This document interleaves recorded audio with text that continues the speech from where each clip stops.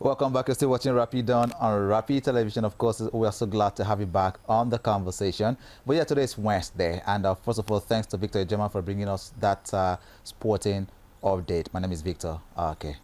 My name is Martha Alu. Good morning and welcome to the Girls Hangout on Rapid TV. Yes, as always, we have this day where we step aside from all of the conversations we'll normally will have on a daily basis to talk about relationships, to talk about women, girls, men as well, and people. And these conversations are also super important because that way we're able to draw certain lessons from the conversation. And today happens to be quite a difficult one because it's both emotional, secondly, it's something that puts you in a very difficult place because you might not know what you would do unless you find yourself in that situation. And now you don't pray to be in that situation. So how do you get to advise a person who has found themselves or his or herself in that kind of situation? And as always, to have this conversation today, we have myself, Victor as well, who have been here throughout the morning, and Nenwa Randon Yilmazaka. Good morning. Yes, good morning. Hi, Nan. Hello. It's midweek already. How has our week been so far? Well, Nan, you just got here. So You just got here, yeah. Just How's your arrived. week been so far? It's midweek.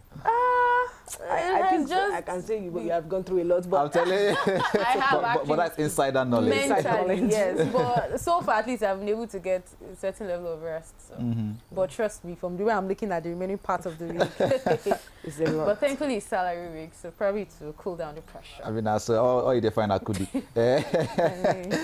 Well, we'll just getting by, you know, Yeah, getting by. That's what it is. One day at a time. That's always been my mantra. One day at a time. That's it. All right. And today's conversation, we have a video that will definitely be played out. And it's a question of, you know, when we, let's leave that aside until we see the video. When we see the video, then we can further dissect the issue. But yes, we're going out to see what that is about. My friend, she was married for 11 years. And her husband has dementia, but she had to put him in a personal care home. But the question is,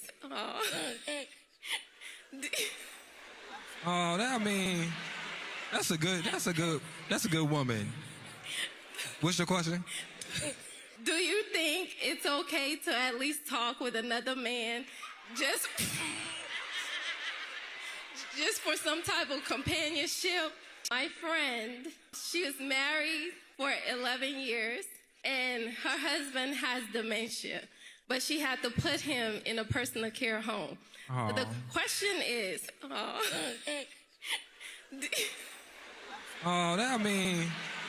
that's a good woman. What's your question? do you think it's okay to at least talk with another man just for some type of companionship?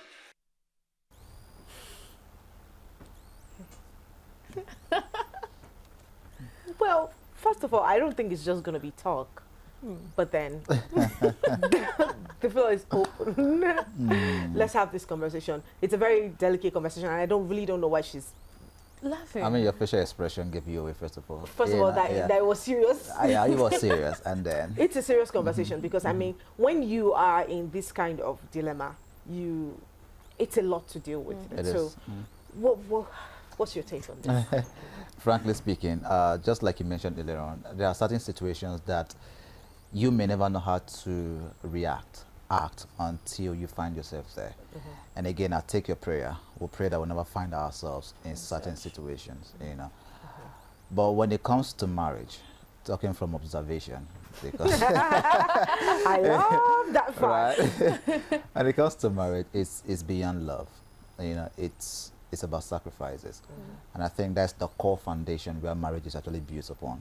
Not the love, not the butterflies that two individuals feel, but that ability to make the sacrifices that matters when it matters. You know, a lot of time we talk about making sacrifices, and it sounds beautiful, you know, in theory.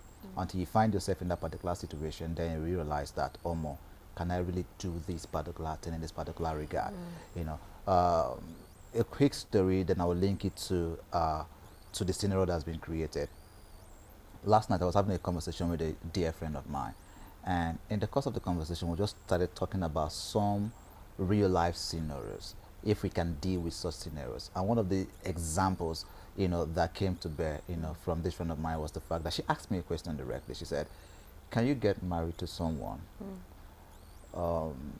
if the person goes through a surgery that takes off the person's breasts?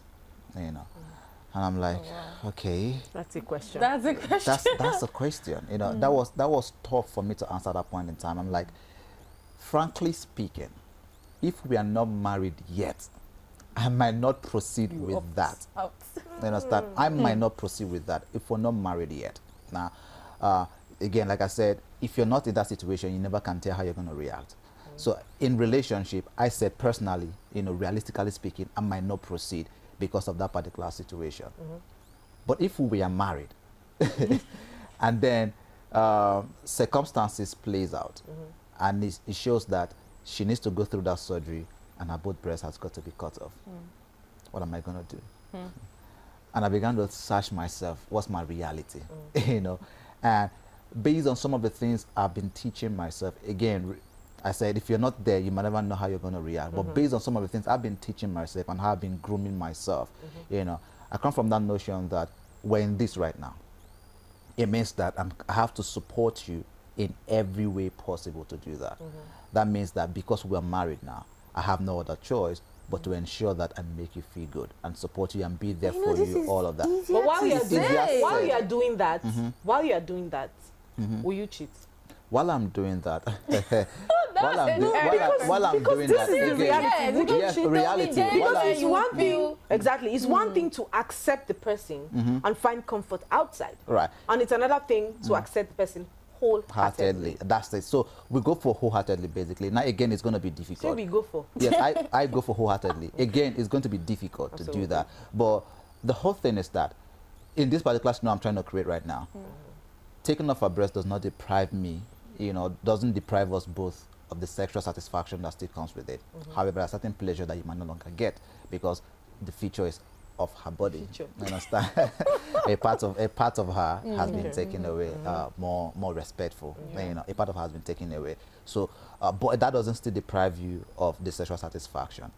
Again, like I said, now because we're in this together, I recall our last conversation. I told them, myself and my sec, one of the things that we've always talked about and train ourselves is the fact that fidelity is a thing, no matter what the situation brings on board. Let's go back to now. This. Going back to this particular conversation, a very tough, difficult conversation. Now she asked the question: is it okay for her friend to at least talk to another man, for companionship? The truth is, the attention, let's say communication breeds attention, and the more you begin to communicate with another person, your attention will shift from your primary responsibility, who is your spouse, to the person now you're talking with or talking to. Because recall, you're talking to this person every day now for companionship, and this person is complete and whole.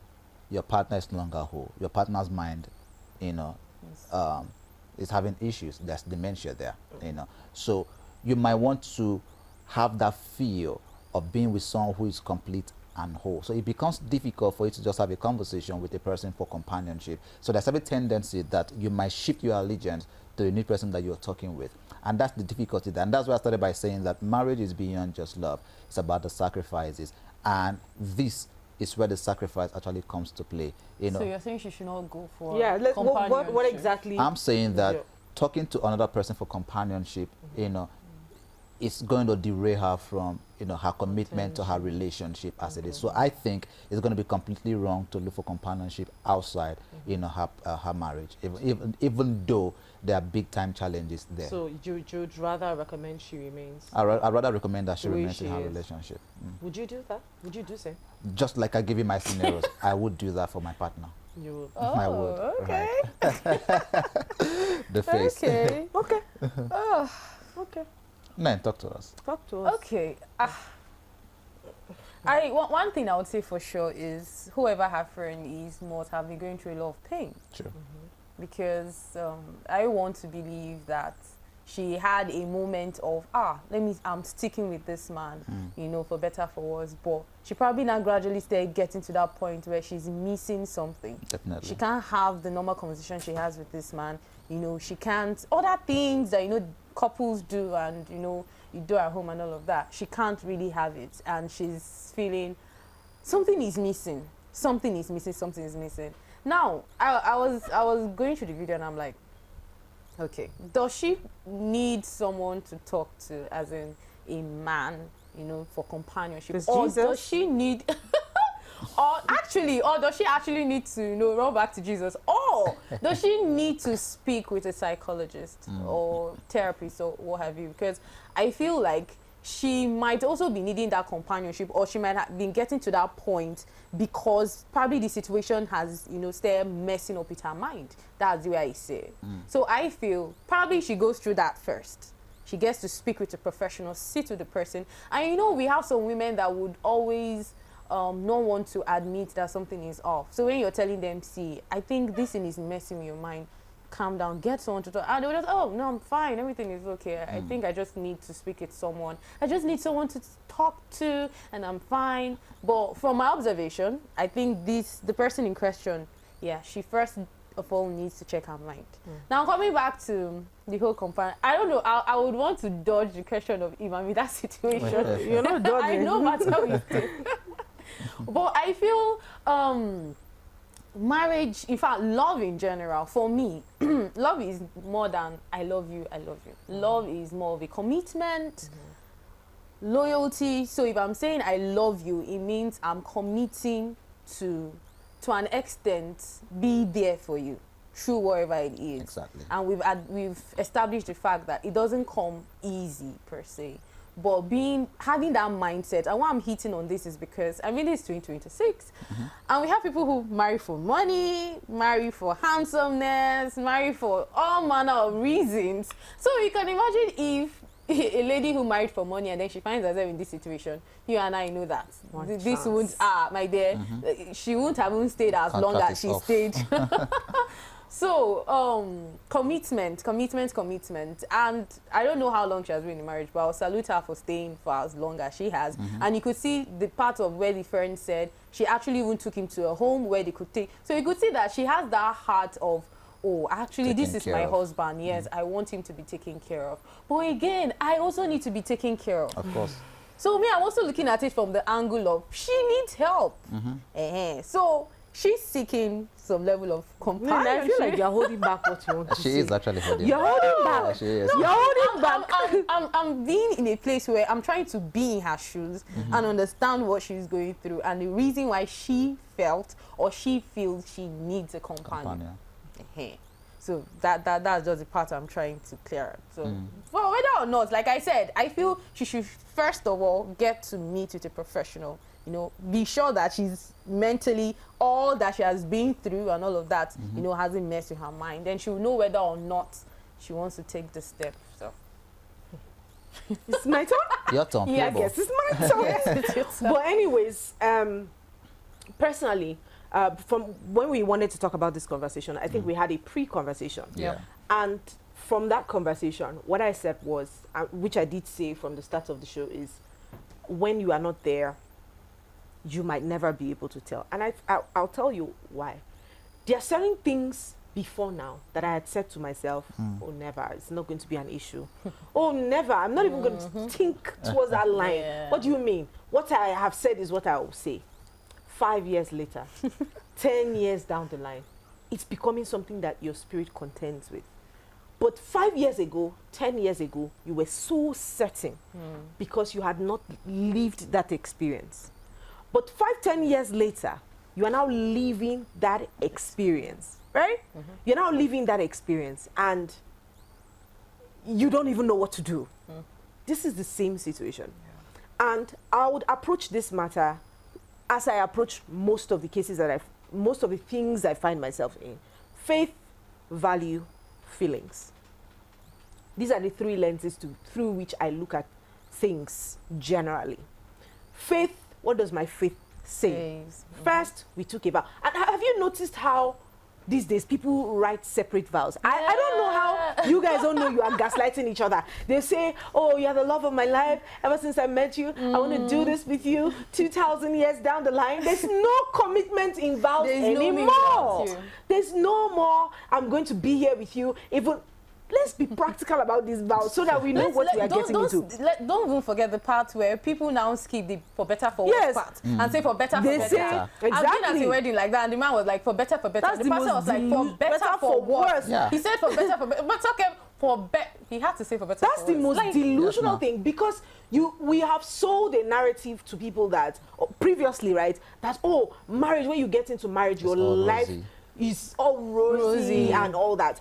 And now the same people who told us this are trying so hard to convince us not to get married anymore. And I'm like, you see, at the end of the day, it's not what she thinks or what he thinks or what she thinks. It's what I think at the end of the day.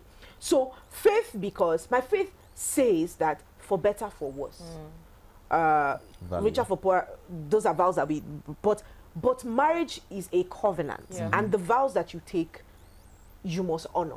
That's what faith says.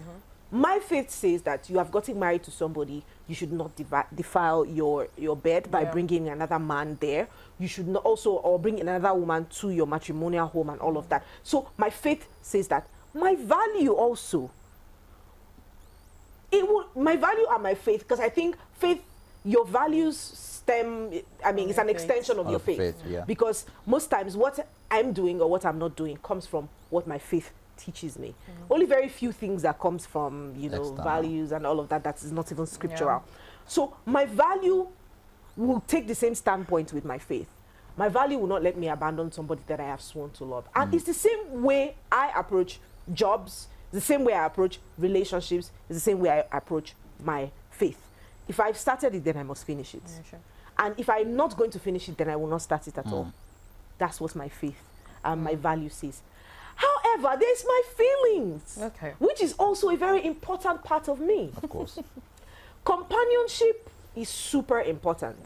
And I would say that the longevity of a person's life also, companionship plays a very vital part in the longevity of a person's life. And I say that because look at people who have retired, don't have family, don't have anything. You know, they were just going through life single, alone, and it was all fun and games until the reality of life has now hit them. They've retired, they're now getting old, there's nobody to continue their lineage, there's nobody to take over from them, you know, something of that sort. And then they get ill and they eventually pass on, which is what we see most times. But in this case, she loves this person. I'm not going to take a standpoint of, oh, that's just what my faith says. There's also my feelings. And if my feelings are not important, it would not exist. And there's a reason that God puts it there. The only thing is you are just going to know how to control that feelings. That's right. What am I going to do in a case like this? What would you do? Maybe, you know, I said when I will not back out of a vow that I have taken. It's not in my, but we'll be saying the same thing. So I want to approach the conversation from the position or a standpoint of a realist, which would be, I will take care of my spouse, but I will also take care of myself. And seeking companionship? Yes. Okay. Which is that I'm saying from a realist point of view, because sometimes we use religion, faith to cover up what actually exists. It actually exists. And do you know that the fact that the person has dementia, right, doesn't mean the person, sometimes they are even healthy. It's just that part of them that is unhealthy. So they can even live very long. I know a person who had dementia and lived for over 17 years. That means that woman would not, no intimacy in that relationship, no communication. If she's confused, she's figuring out herself. If she's in pain, she goes through it herself. Whatever she's going through, she goes through it herself. Because the partner now does not remember, cannot be there for her, and what have you. So, so can I ask you a question? Ask that question. You have started. So he said it though. Yes. He won. So my question is obviously follow up on what you said. All right. So realistically, right, you would go for a companion. Realistically, I will make sure that my partner and whatever you make sure he's well and taken whatever care of. companionship arrangements I get into. See, it's most likely even going to be divorcing the person while still taking care of the person as my responsibility. You've already gotten there, because I was about to say that, because I'm saying this companionship thing, at the end of the day, I feel like it's a trap. I mean, we are all single people here. We know how Who told you? Speak for yourself. Well, we are. No, speak for yourself. How do you know that? Okay, allegedly. Allegedly.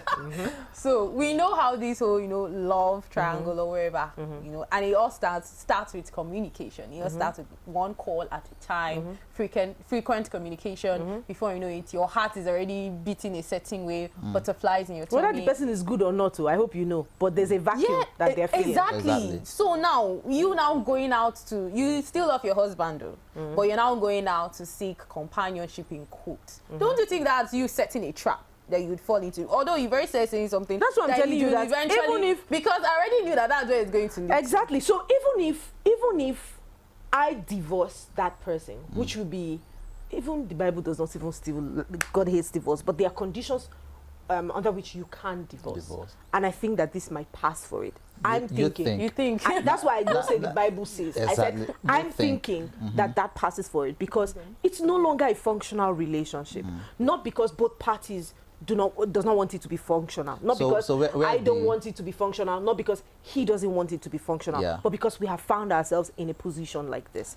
So, which we don't know when it will end. He can be like this for 15 to 20 years. Nothing happens to him. But it's just that he has lost his mind. He cannot walk, which means it's my responsibility to care for him. It's my responsibility to provide in the home. It's more like I now have a baby that I need to care for.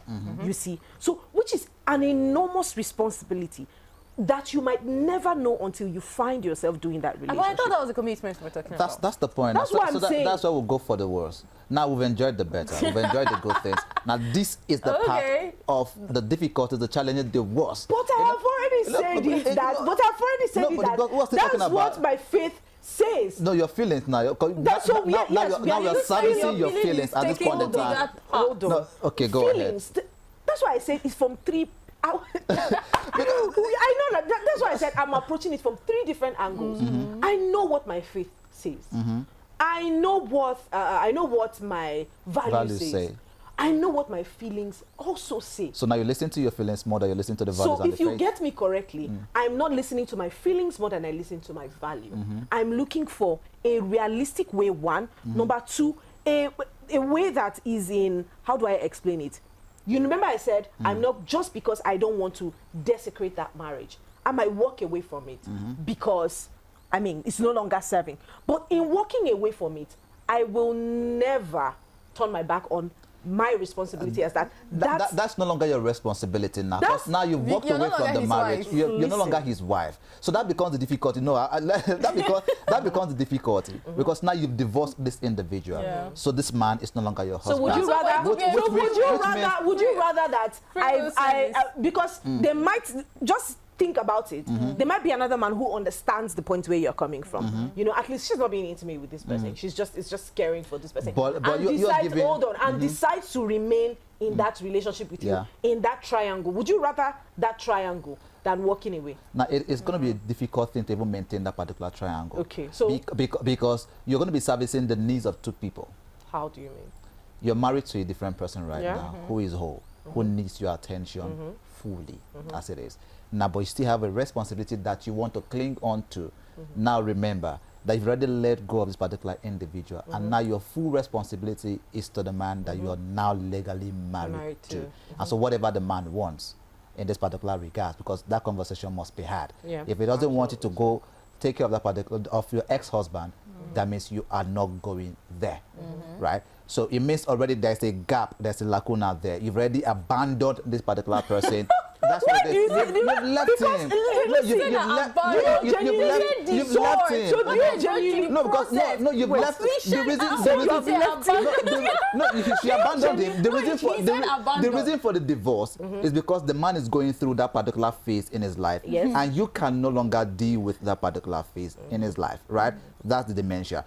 And what we're saying here right now is that marriage is for good, for better, for worse. Absolutely. Now you've enjoyed the good. you've enjoyed the better. Now you're now in that particular phase where this particular man, you know, is the worst phase But right you now. cannot Where force, the man, you where the cannot man force can, a person to make a decision. that's what we're saying, basically. But your commitment is to the individual. If the So I rules, say I will leave now. that's the thing. Now you've agreed to. That's why. That's what I'm saying. So- Right now, you're living when the road is bumpy. Hold on. You're living when the man needs you. living at the You're living. I'm the one who caused this. That's the point now. So, And you are now living at the worst. that's it. Right? See, I'm Okay, trying let's to see. look. I'm trying to give. I'm trying to look for the best example to explain this situation because I know that it's difficult. I know what my faith says. I know what my value says. But I also know what I am feeling. And I know the impact of that feeling on me as an individual. Of course. If you have ever been in a situation where you have to deal with someone who has a terminal illness, I promise you, you will look at things like this from an entirely different perspective. Do you know why you will look at it from a different perspective? Because now, it's much more than what that person is going through. It's now more about what is happening to you because of what is happening to that person. Right. So most times you see people with terminal illnesses, the people who care for them, sometimes they don't last. Sometimes they even end up dying before the person that they're taking care of. It takes a mental toll on them. It does. It takes an emotional toll on them. It takes financial toll on them. You see? So I understand that point of view, and that's why I'm saying, because I understand it, I will not becloud my sense of judgment with just what my value says, just what my feeling says, just what my faith says. Okay, so you feel your I will decision look is a for combination of the three. Exactly. But And that's when I say it's a combination of the three. If you weigh all of this. When I say it's a combination of the three, right? I'm saying that because I will not turn back on my responsibility from that person. I don't hold on. Martha, Hold on. You would. Hold on. Do you believe that I understand the situation I'm coming out from? Do you believe that I will not have the conversation with whoever is my intended spouse? Definitely, you would have that conversation. That will be the basis. That will be the basis as which I will accept you or reject you or progress with my relationship with you, because that's such a big deal to me. So this person, I don't hate this person. This is a conversation that I will realistically have if I find myself in this position with anybody I want to progressively pursue a relationship with. This is the situation. This is what I want to do. If this doesn't fit in your plan, then I will walk away. You also walk away. Okay. Realistically speaking, that's what I would do. Okay. Because I now know that this much more than being married to that person, this is also duty. This is also caring for someone who is in need. And that's what marriage entails, even before we find ourselves in these positions, marriage is all about duty as it is, right? While we're all good and happy and bubbly, it's still duty to one another. So you would rather the person remain there? The place of servitude is still there, even when we're all whole. You know, but there are certain scenarios and situations, just like this one right now, that the man didn't call for it on his own. She also didn't call for. She didn't call for it. She did not apply to be a caregiver. Exactly. The both of no. Listen. Now, when you it's true. When you He get didn't when, call when, for it. when She also didn't bargain. She also didn't bargain now, for it. the both of them didn't plan for this. Absolutely. Right? Good. We established that. But also do realize that when we get married, we accept each other in totality. Where we are right now. So why do you still run away from an abuser? If we accept each other in totality, that's his character. Why do you run away from an abuser? Now that's a different scenario. How? Now this threatens your life. This immediately. doesn't. Immediately. Now this threatens your life. Psychological. Do you know what psychological trauma is? This doesn't, from the beginning threaten your life. So you have to wait for it to threaten your life from the beginning. Because now there are also ways you can actually deal with this particular situation. Because now you've taken it now from the place. This person needs care. Let's go out on this break. When we go out on the break, when we get back, we'll keep up this conversation. Please stay with us. Yeah.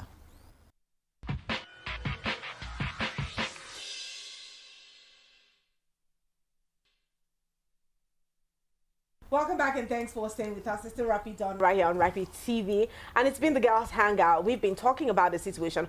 Just to refresh our minds, we'll play the video again and then we'll keep up the conversation.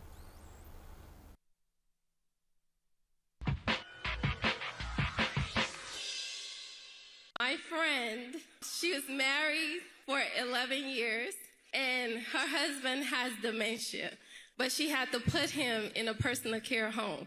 But the question is, Oh, I mean, that's a good woman. What's your question?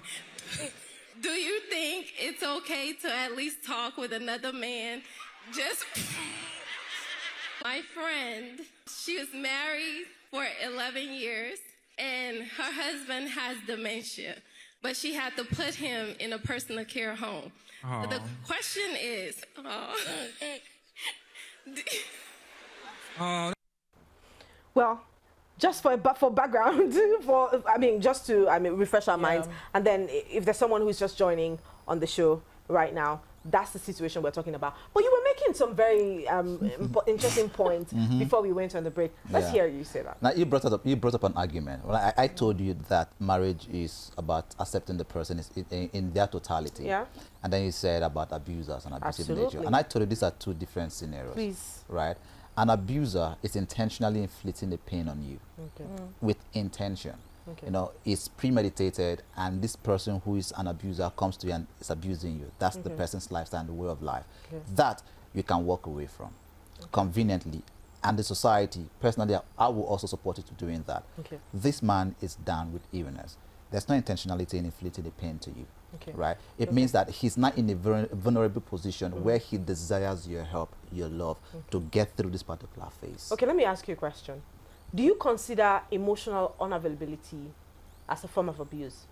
If it's intentionally No, done. just emotional unavailability. It's not. Is there unintentional emotional unavailability? Of course. Now, there are I think unintentional. this situation, Emotional. there are. There's unintentional emotional unavailability. Because someone is intentional in the fact that whether it is intentional or not, unavailability is unavailability. No, matter you put it in context. No, intentional, not you have to put it in intentional context. is what now There are makes it people that are intentional Okay, please with being unavoidable. tell me what is intentional unavailability and intentional unavailability. We are both in a relationship, for instance, and I'm not available for you, emotionally. I intend to do that because maybe my mind is swayed from you and want some other person, and I decide to torture you by not giving you my emotional availability. You could just see my presence, but I'm not. Very much intentional about that. What of unintentional? Unintentional. There are situations that place that, like this dementia situation No, right let's now. not use the dementia. That's let's unintentional. not use the dementia. That's the best. That's the best that comes to mind right now. That's illness. That's why I say that's not. That makes it the point is unintentional. still The point is where you want to say unavailable. It's not, he is not just emotionally unavailable. Physically, psychologically, mentally, financially, he's unavailable because he is sick. We are talking about two healthy people now that are in a relationship. There is no such thing as intentional or unintentional. That's for two healthy people. That's why I talked about context. So when I say that emotional unavailability does not have intentional or unintentional, is because you can now say, oh, because a man lost his job, he's now emotionally unavailable to his wife. You can't say that's unintentional. That's intentional. Because he did not plan for that, but it still happened.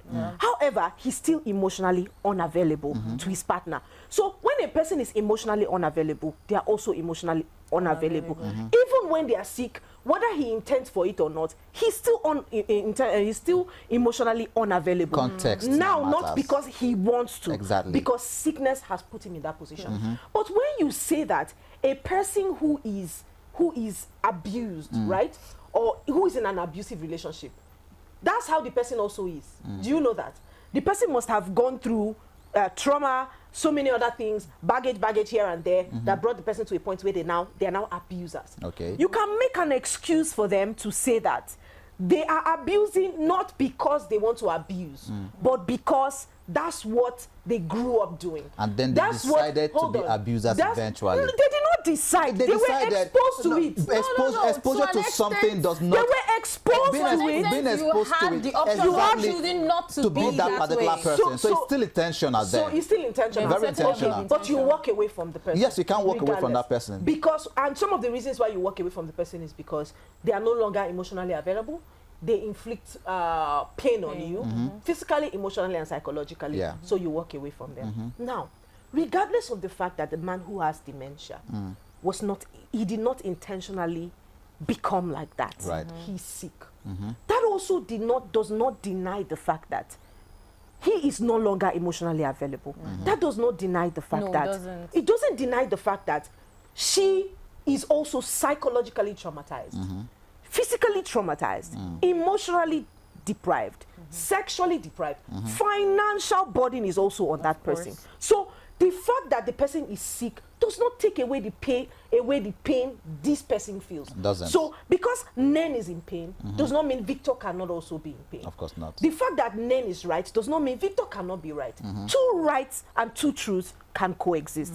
That's the same thing I'm trying to say. That's the point I'm coming from when I say that relationship now, is it serving the man anymore? Yes. It is. But the quality of service to the man is no longer as a result of love, it's duty. And in relationships, it's not just about duty. Marriage is not just about duty. It's partnership. There's duty. There's also partnership in relationships and in marriage. She has found herself here. Personally, I will not compel her to remaining there because scripture says for better than for worse, and we must honor that. I will not compel her to do that. Okay. Because I will not want to discredit what the impact of that is on her emotions and her psychological well-being. So I don't know what you think, but this is my perspective. Not to make an excuse for a cheating person, because if she intended to cheat, she would have started it long ago. But because she valued what she had with that person, is the reason she's even in this dilemma in the first place. But we're not going to say, okay, because she's here, then we will just make excuse for whatever she does in the relationship. There are amicable ways to solve things. Exactly. And that's what I'm looking at. I think what you've just said, it still links to what I said, because just as you've established, this woman is obviously going through a lot of pain, a lot of neglect. Yeah. So, I mean, everyone might just feel, oh, this woman is taking care of her husband. But she also has a part of her that needs to be taken care of as well. Absolutely. And if no one is paying attention to it, it goes, gradual, and it becomes something else when it's full blown. So, just as you said, and as I said from the beginning, she needs help. So I feel, other than going straight into finding companionship almost immediately, she should have someone to speak with.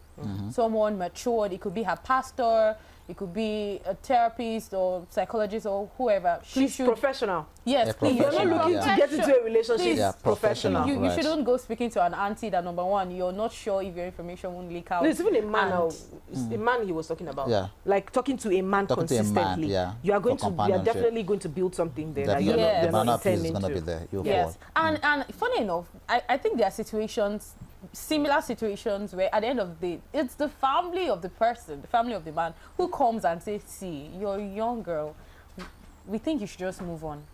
There are situations like that. There are. And I honestly would cut cap for those kind of families, because I had to ask you guys, dementia, does it have expiring Cure. dates? Does it have a cure? If it doesn't, and if she's like a young girl, that's like a whole lot.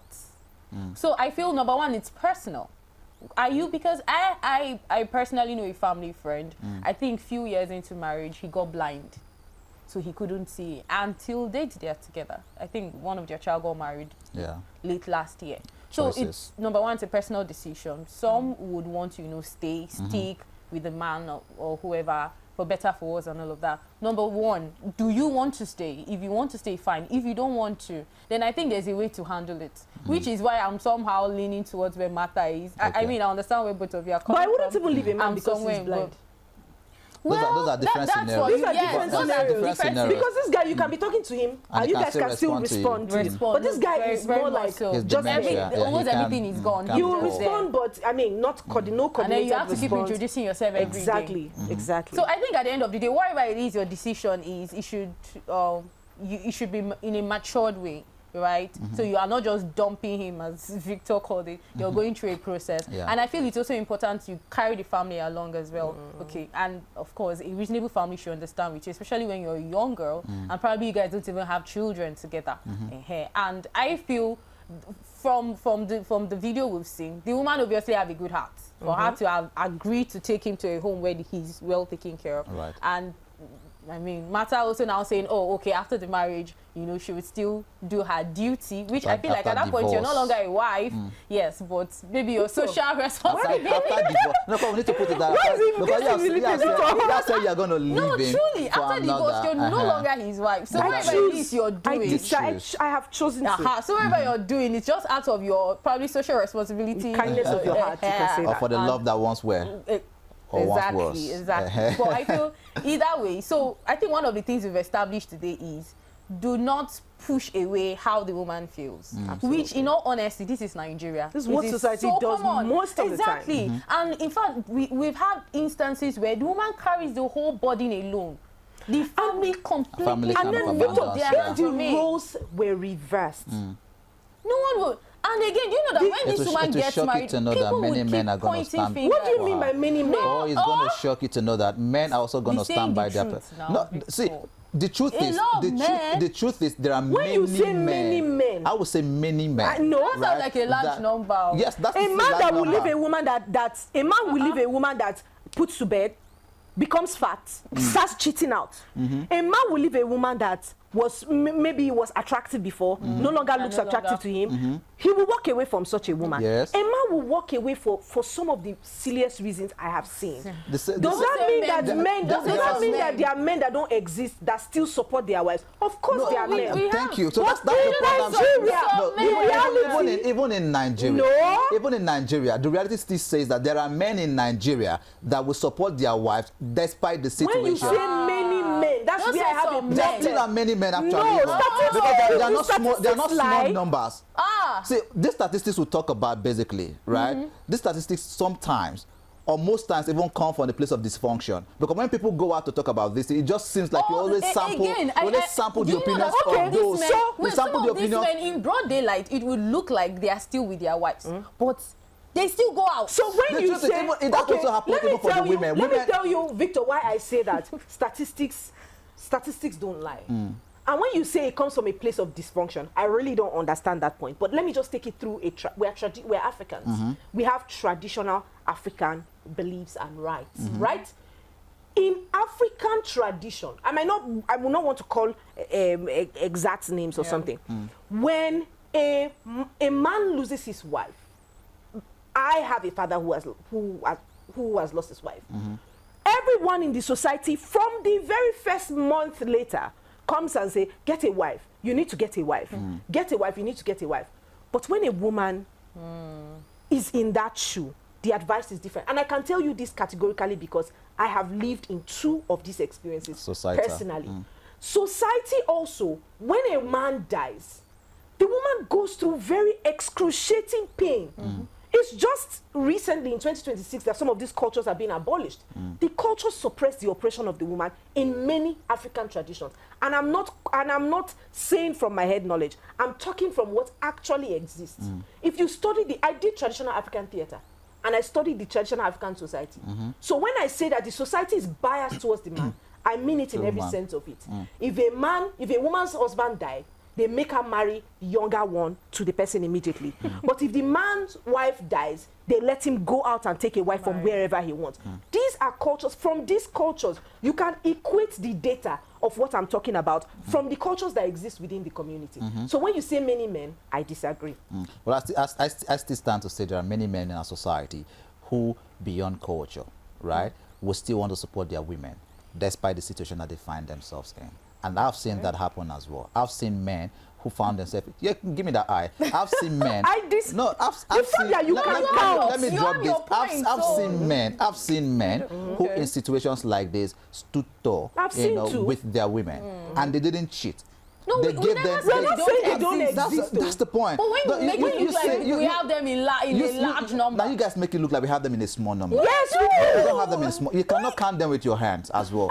But you can count them from social events. You can count them from experiences. They're You not can in count small them numbers. from culture. You can count them from occurrences. Now we have that cultural inclination, which you've also stated that now in this era, some of those cultures are now being abolished because again people have come to see that this is not even a way to live life eventually. And some men or many men as well are pushing for this.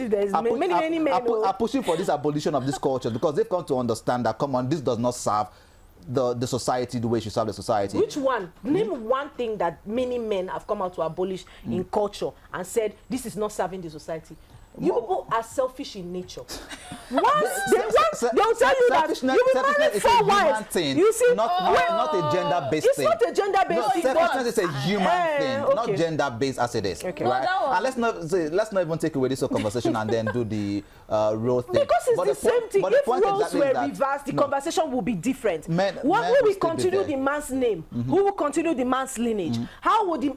Bro. Come on. There are scientists who don't even put into consideration what had this conversation, bringing here now. We didn't know if they had children or not. They didn't. They didn't have children. Yes. If the roles were reversed, do you think that we'll still be talking about it the way we are talking about it? I think it would have been a very different It would have been a different conversation. And it would have been easier to accept him going out to get companionship. Because of society, as it is. All right. I guess this is where the society at the end of the day. I guess this is where, because this conversation can linger for a very long time, because there are many perspectives to look at it. We are sampling. Remember, this is a Western culture.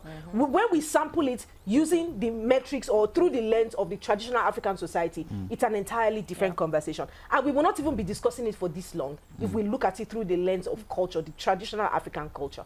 But this is where we wrap the show up for today. Thank you so much for being here with us.